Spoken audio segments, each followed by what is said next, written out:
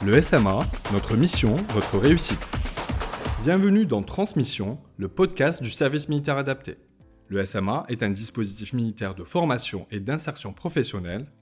Retrouve-nous chaque mois pour découvrir le SMA à travers des sujets de ton quotidien. Rejoins-nous et prends ton avenir en main. Bonjour à tous, c'est Marie-Christine Ponamalé, rédactrice en chef d'Outre-mer 360 et animatrice pour Transmission.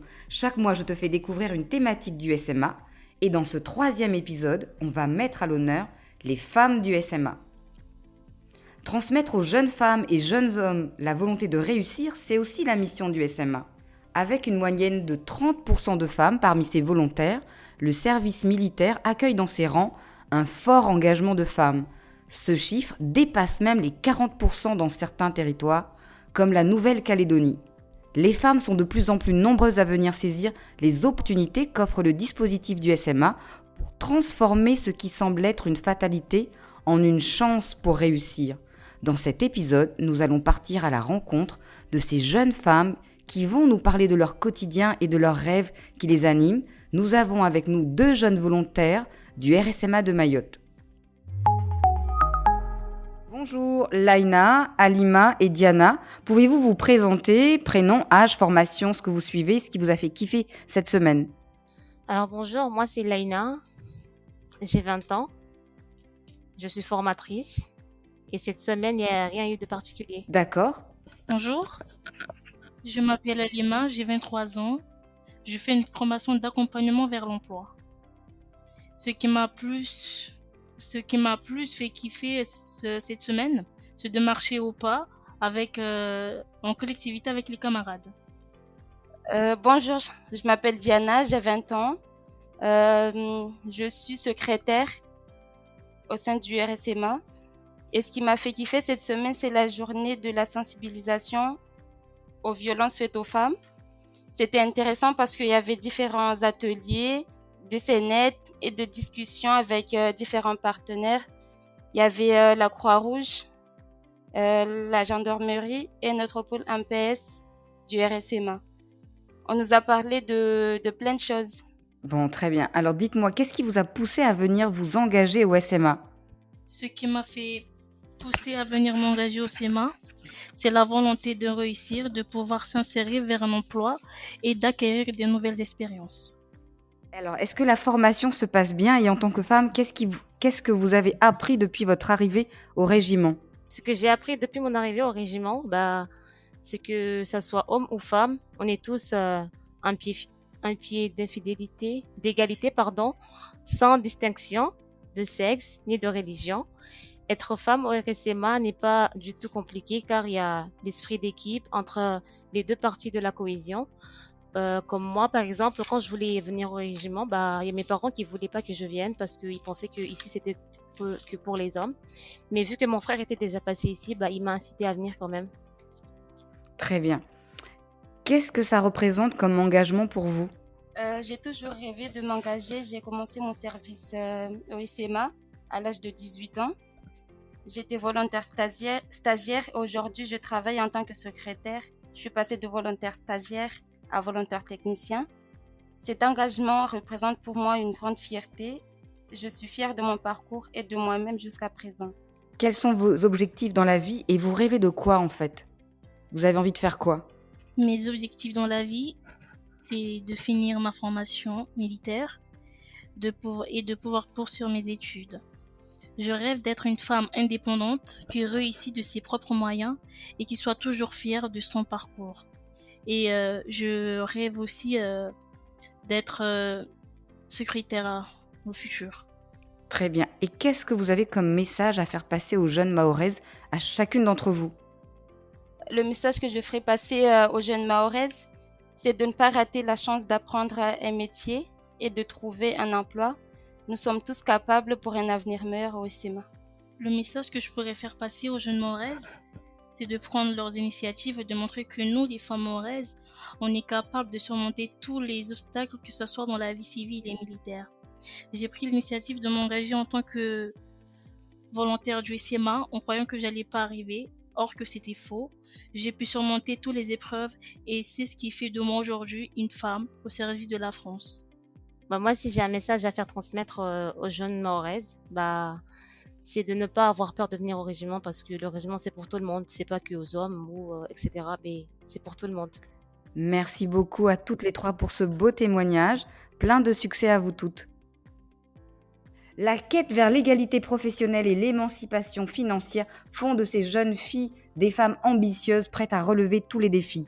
C'est aussi grâce aux femmes, au parcours remarquable et inspirant que les générations futures cherchent à briser des dictats. Justement, nous avons aujourd'hui avec nous dans Transmission le colonel Émilie Picot, chef de corps du RSMA Martinique depuis l'été 2022, première femme à commander ce régiment. Merci colonel pour votre temps et votre présence. Bonjour et bienvenue parmi nous. Colonel, vous êtes aujourd'hui à la tête d'un régiment. Quel a été votre parcours avant de tenir cette fonction ? Alors déjà bonjour, j'ai fait Saint-Cyr, donc je suis saint-cyrienne et j'ai passé la première partie de carrière militaire dans le renseignement et la guerre électronique, donc dans les unités des forces armées terres, dans ce domaine-là.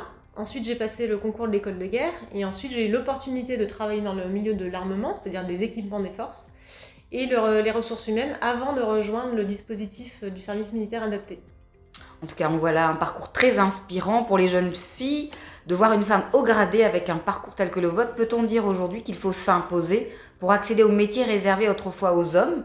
D'ailleurs, que des formations spécifiques que vous avez effectuées ? Oui, alors effectivement, je pense qu'on peut dire, ce serait un mensonge de dire qu'il ne faut pas prendre sa place et avoir du tempérament, justement pour s'épanouir pleinement et prendre toute sa place. C'est vraiment ça le terme.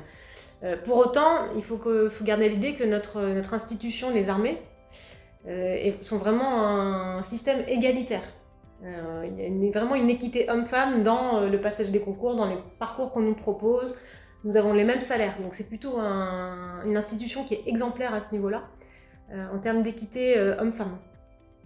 Le SMA a un taux de féminisation élevé. Y a-t-il une raison pour cela ? Vous venez de parler d'équité, mais est-ce que c'est ça qui motive les gens à venir au SMA ? Alors je suis pas sûre, en fait ce qu'il faut retenir c'est que, alors déjà c'est pas parfait puisqu'on n'est qu'à 30%. D'accord. L'idéal pour nous ce serait quand même d'avoir autant de jeunes filles que de jeunes hommes, puisque dans la société, dans la population, il y a autant de jeunes filles que de jeunes garçons. Mais c'est déjà effectivement un bon taux, notamment si on compare avec les armées professionnelles.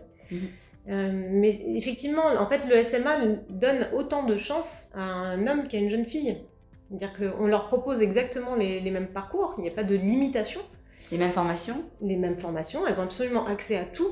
Donc, il est logique qu'en fait, les jeunes filles viennent aussi au service militaire adapté. La seule chose qui peut les freiner, c'est qu'on offre effectivement aussi des métiers dans les formations professionnelles qu'on fait, qui sont plutôt des métiers d'hommes.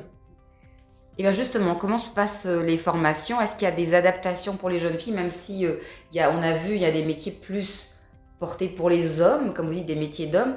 Qu'est-ce qui est mis en œuvre pour eux ? Comment ça se passe ? Alors, les formations sont strictement identiques. Ce qui est différent, c'est l'attractivité du métier.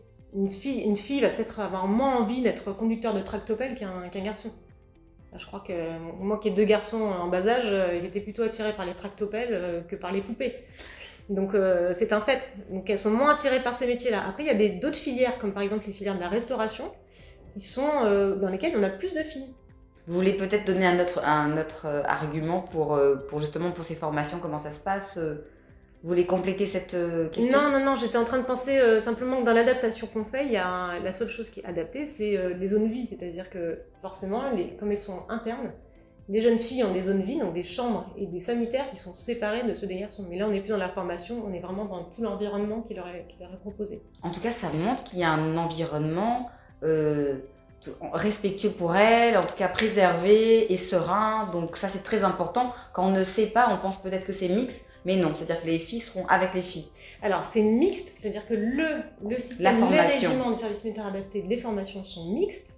Mais elles sont donc ensuite, quand même dans un univers nous, on gère la mixité, ils sont mélangés la journée. C'est pas comme si on avait un établissement pour garçons et un établissement pour filles. En revanche, effectivement, il faut qu'on sache gérer cette mixité en leur offrant des conditions de vie qui soient...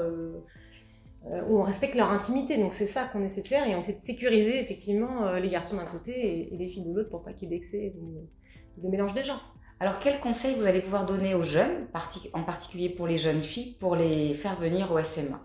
Eh bien moi j'ai envie de leur dire d'oser et de se jeter à l'eau, surtout qu'il ne faut pas qu'elles aient peur déjà de l'institution, du cadre militaire, parce que justement le cadre militaire est un cadre rassurant.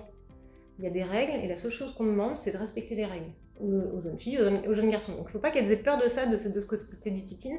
Et ensuite, il faut qu'elles se disent, mais les garçons aussi, qu'en fait, ils ont toutes leurs chances. Ils ont toutes leurs chances de réussir, et que les seules limites qui existent, c'est celles qu'ils se mettent à eux-mêmes. C'est-à-dire que souvent, on se rend compte que les jeunes filles ou les jeunes garçons qui ne vont pas jusqu'au bout, qui ne réussissent pas forcément le parcours, c'est parce qu'ils ne se donnent pas la possibilité de. C'est leur En fait, ils ne volonté croient pas qui les en limite. eux. C'est un peu ça. Ah, c'est une question de confiance. Une question de confiance, une question de volonté. Parfois, il y en a qui viennent aussi un petit peu, pas forcément par choix, ils sont un peu poussés par leur entourage, etc. Et là, on se rend compte que ça ne fonctionne pas bien. Donc, il faut vraiment qu'ils osent, qu'ils se lancent, et finalement qu'ils saisissent toute la chance qu'il leur a offerte de bénéficier de ce dispositif qui est quand même exceptionnel.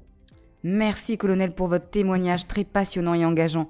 Au SMA, les femmes comme les hommes, sans distinction de genre, viennent apprendre un métier et révéler leurs talents afin d'écrire une nouvelle page de leur histoire. Toi aussi, deviens un citoyen actif et rejoins vite le SMA le plus proche de chez toi. Comme vous le voyez, la lutte contre les violences faites aux femmes occupe également une place importante au sein du SMA et dans les Outre-mer. Avec ou sans diplôme, à chacun son parcours, je t'invite donc à découvrir toutes les possibilités de formation et d'emploi sur le site le-sma.com. J'espère que ce sujet t'a plu. Je te donne rendez-vous le mois prochain pour un nouvel épisode qui a pour thème les nouvelles technologies. En attendant, je te laisse écouter les bonus tracks du mois. Bonne semaine et à très vite. Deviens un citoyen actif et responsable. Rejoins le SMA le plus proche de chez toi.